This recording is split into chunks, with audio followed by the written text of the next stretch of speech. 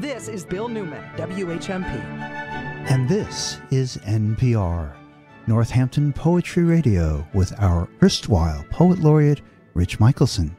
Rich, the microphone is yours. Okay, so I'm going to tell everybody out there what you missed. This is what you missed last night, people. The Amherst College Literary Festival. Amherst College Literary Festival opened last night with their guest of honor, Jacqueline Woodson. But I am being so kind to you that I brought her here in the studio to you today, in case you missed last night. But I do want to quickly let you know that this is a whole weekend event. This is the second annual Amherst College Literary Festival. This evening, Zadie Smith. Boy, that sounds pretty good, huh? It's 7:30 to 9 at Johnson Chapel. Saturday, a conversation with Doris Kearns Goodwin at 10 to 11:30 in Johnson Chapel. There's also a walking tour of Emily Dickinson House. And this afternoon at the Frost Library from 12 to 1, there is a conversation with Pamela Paul and Lisa Lucas. And at 2 to 3, yours truly will be speaking about a little bit about poetry and politics and what we can do, if anything, but we're going to do what we can. I'll be on a panel with Daniel Galan, Elizabeth McDuffie, hosted by Jane Wald, the Emily Dickinson Museum head honcho there. So let's get back to what you missed. And I'm really excited to have you here. Jacqueline Woodson is my guest today. I don't know where to begin because you, let's start with naming the awards you haven't won. That I haven't won? That you haven't won. Okay, now we're done. So you write for children, you write for teens, you write for adults. Brown Girl Dreaming. Novel in verse. That's why you're here on memoir in verse. That's why you're here on Northampton Poetry Radio. Won the Newbery. That would be Northampton Poetry Radio. That's our NPR voice. Won the National Book Award, Newbery Honor, a Coretta Scott King Award, and NAACP Image Award. If you look at the cover of this book, you see the title and you see all the stickers. It is absolutely great. It's a memoir, as you mentioned, but what is amazing to me about this, and I think it's one of the great books I've read. People, write this down, Brown Girl Dreaming. Go out and buy it. It's a memoir, but it's about you, but it's much bigger than that. That's what I love about this book. I feel like I'm looking at your life, I'm learning about your life, but you somehow managed to pull off that it's not like a me memoir. Was that your intent from the beginning? Yes, definitely. I mean, I'm not kind of me in real life, but also it's me in the context of the world, right? And I think that's what writers do. They insert themselves into the context of a greater good, hopefully, or a time and a place. And so it's Brown Girl Dreaming. It's the story of my coming of age as a writer, but it's also my coming of age during the Great Migration, during the Civil Rights Movement, during what was happening basically all over the world. And I was very conscious of a lot of that. And I think as writers, we are conscious of so much more. Did you begin with the idea you were going to write a memoir, or did you just start writing and it evolved? I just started writing down memories, and I didn't know what it was going to be. I didn't know what shape it was going to ultimately take, but I knew I wanted to figure out how I got to this point of, writing all these books, winning all of these awards, and like where was the beginning of that narrative? And that's what became Brown Girl. Right. Well, it's interesting because you're talking about growing up in Brooklyn and South Carolina in the 60s and 70s. The Black Panthers come into the book. But very much at the center is this young girl wanting to be a writer, knowing she's going to be a writer someday. And so the observations just seem so natural in it. And do you have, I'd like to, you've memorized a lot of your work, yes? Yes. Yeah, you've got time for that between all the TV commercials and everything. Can you say us a poem from that book? From Brown Girl Dreaming. Let me think. If not, I've got one here. Okay. If you pass it to me. Yeah. I don't trust myself too. I can say from Locomotion. I can say from the other side. A girl named Jack. Good enough name for me, my father said the day I was born. Don't see why she can't have it too. But the women said no.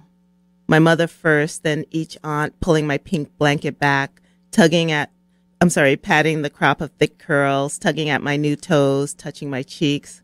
We won't have a girl named Jack, my mother said. And my father's sisters whispered, a boy named Jack was bad enough.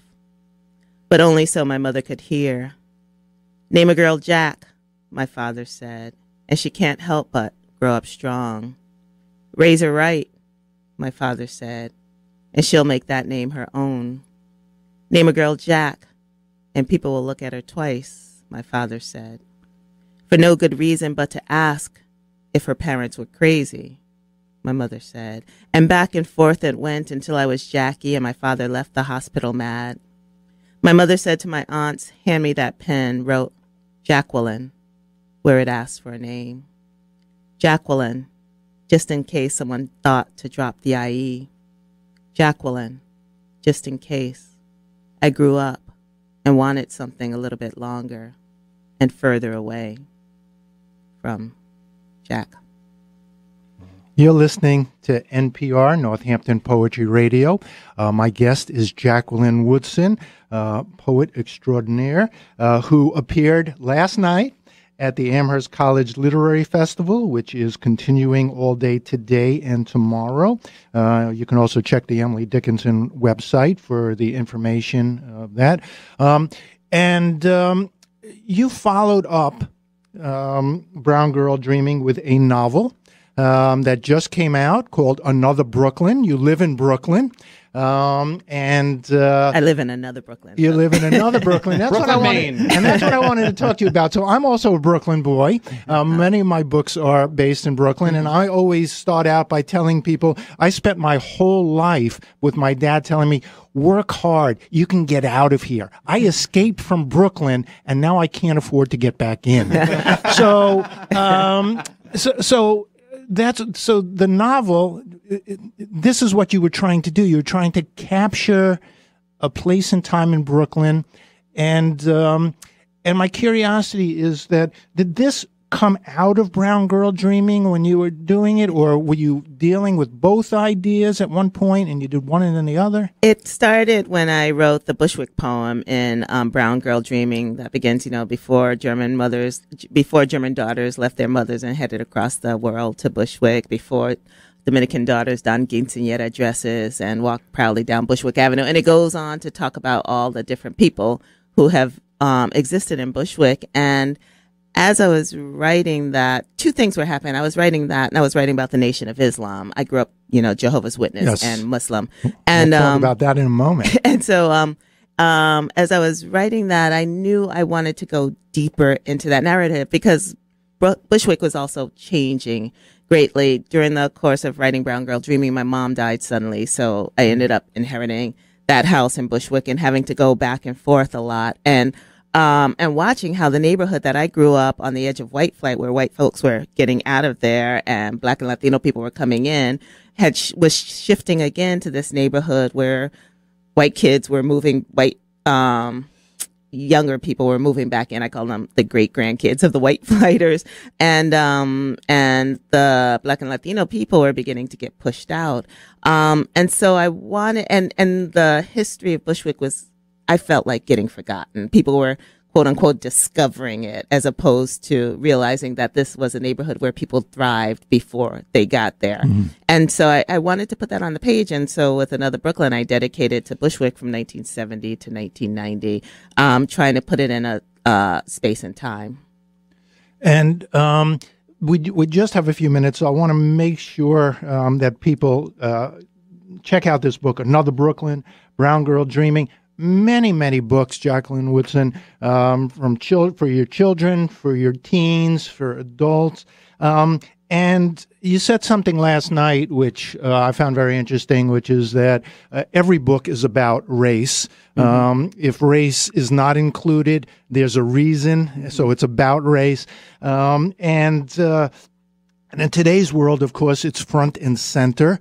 And I'm doing a talk this afternoon on politics and poetry. What can we do as poets? You started out, you were a Jehovah's Witness, where you went from door to door, bringing the good news, trying to change people one at a time. Are you, in effect, doing the same thing now as a writer? It's a really good question. I think that there's a lot of work to do in this world, and the work I can do through the narrative. And I think that people have to want to hear the narrative. And so I'm not that interested in trying to convince people otherwise. I think people make choices in their life of who they want to surround themselves with, what kind of communities they want to live in, when they have that kind of privilege to make the choice. But I do think books can be eye-openers, right? Books can change the way people think about people they've never met when they meet them through literature. So I try to put people on the page in a way that I grow to love them, and my hope is that the reader does too. And once you love someone, you do anything you can to help them survive. Mm-hmm. And when you sit down, are you sitting down with an idea in mind that you're going to write for children, or you're going to write for adults, or you just start writing and it evolves into?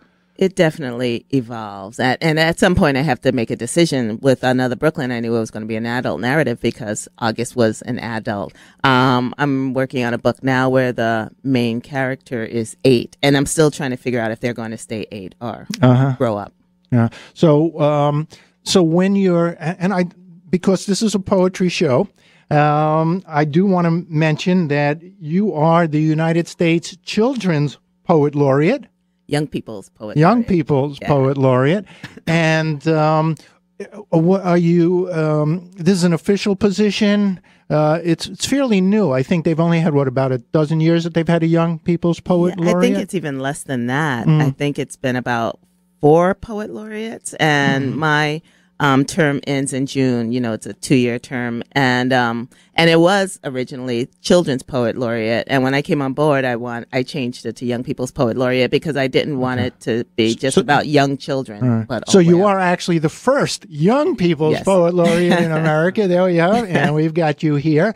Do you have any specific plans that you're doing before it ends up? Because as an erstwhile poet laureate, Rich would like to know what he should have done. Pretty soon you're going to be joining me in the... what I've done. Plus, the sitting president may really need to hear what you have to say before June. I've just been traveling. I've been trying to make young people aware that they own poetry, that poetry is theirs. I think a lot of young people, especially kids coming from underserved communities, kids of color have not been given the message that they can become poets, that they can read poetry, that poetry can be understood. So I've been going to a lot of homeless shelters. I've been going to juvenile detention centers. I've been going to prisons. I've been going into school, and I've been preaching the gospel of poetry. Perfect. A perfect way to end. Jacqueline Woodson, you are one of my favorite writers. I'm so thrilled to have you here on NPR, Northampton Poetry Radio. This weekend, the Amherst College Literary Festival. Check out the website in the Emily Dickinson Museum. This is Rich Michelson, and thank you for joining us.